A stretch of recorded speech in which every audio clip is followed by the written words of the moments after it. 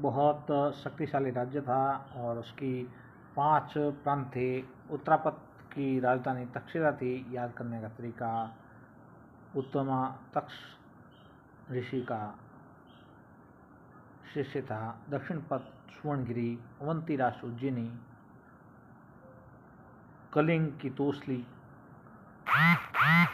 कलिंग तासली में खाता था तोसली, प्राची पाटलिपुत्र।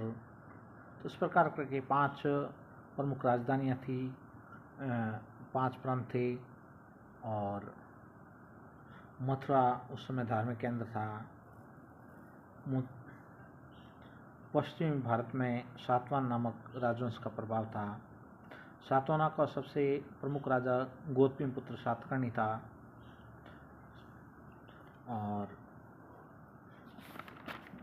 गुप्त काल में, गुप्त काल 240 से 280 ईसा पूर्व से शुरुआत हुई।